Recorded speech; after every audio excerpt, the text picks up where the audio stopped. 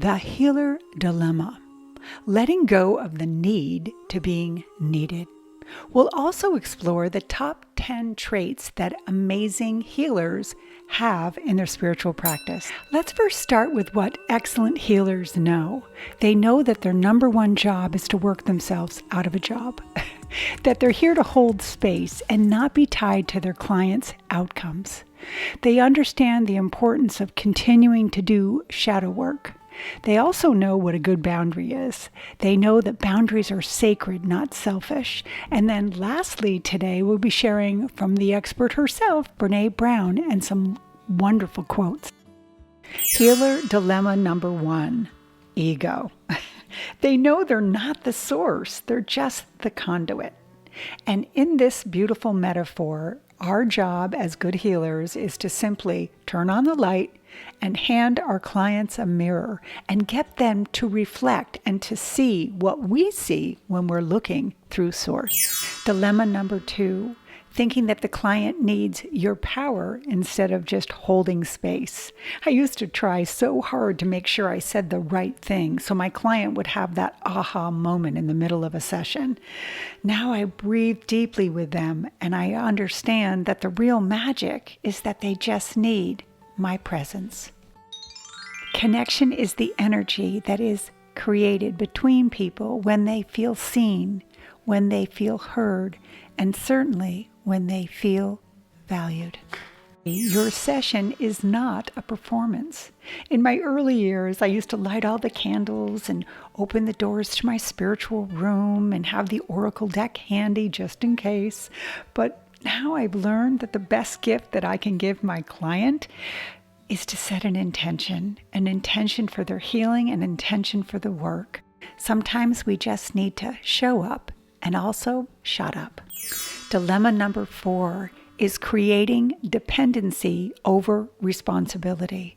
And this can happen on both sides. Sometimes the healer can expect or intend that the person become addicted to them needing advice, or the sitter is not taking responsibility for their own healing. This is a slippery, and I mean slippery, slope.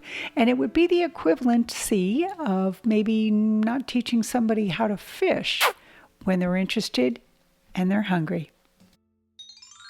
You either walk inside your story and own it, or you stand outside your story and hustle for your worthiness. Number 5, realizing that your shadow work can show up at the strangest moments. Sometimes in a session, you can absolutely be triggered by what the client is saying. So understanding as a healer that shadow work shows up to remind you there might be some deeper work to do is truly a skill that exceptional healers have.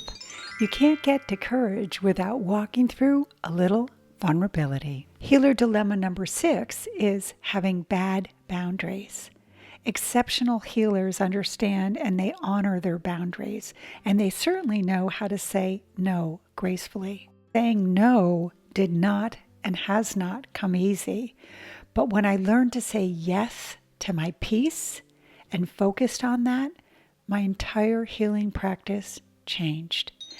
Daring to set boundaries is about having the courage to love ourselves even when we risk disappointing others. Number 7 is being somewhat addicted to being needed. And I got to be honest with you, this one stings. Earlier on in my practice, I used to love it when people would say to me, I don't know what I would do without you.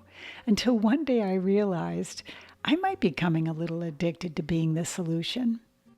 Pro tip. Needing to be needed is not the same as being in service.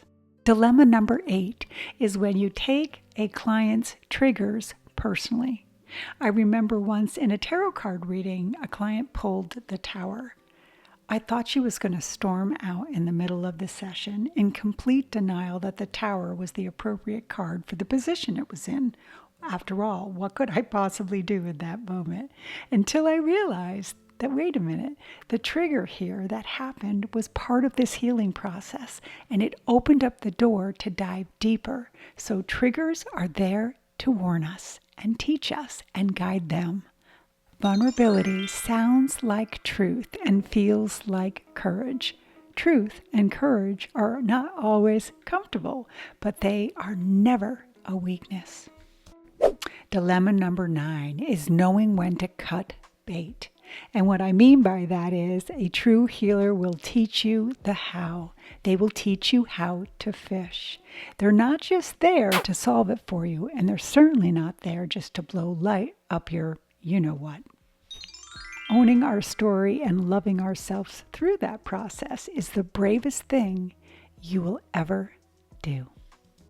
Lastly, my favorite, the number one goal, to become obsolete. This is when you know you've done your job. I know one of the proudest moments I had was when I was going to my healer, and she knew and I knew we were done with my treatments. I remembered feeling so complete in that moment. So the best compliment you will ever receive as a healer is, and here, I don't need you anymore. That's when you know you've nailed it. In part 2, let's dive a little bit deeper into shadow work. In the last segment in Trait 5, I mentioned shadow work briefly. I want to talk about it a little bit more. And I'm not talking about the shadow behind you. I'm talking more about the one within you. You see, shadow work is the process of shining that light into the parts of yourself that maybe you've ignored or denied access to, or maybe even buried so deep. It's things like jealousy. It's fear. It's that little voice inside your head that says, I want to be important, but I feel like nothing. We all have it, especially healers. We got into this work, usually, most of us, to heal ourselves. And that's not a flaw. It's a feature. However, if we don't continue to do our work, guess what happens? We start projecting. We start rescuing. We start needing validation from our clients. And that's when the healing becomes more of a performance, as I mentioned earlier in this video, instead of presence, which I suggested. So if your inner child is running your healing practice, guess what? It might be time to have a little staff meeting. So if you're serious, let's do this. Doing shadow work means catching yourself when you're feeling triggered and being brave enough to ask, what part of me here is still hurting? So real healers will keep healing themselves, and that's the real magic. Hey, I'm curious. Leave a comment below. What trait did you connect to the most in this podcast? And don't forget to subscribe for more spiritual tools, healing truths, and conscious conversations. This is Jeannie Lynch with the Intuitive Mindset.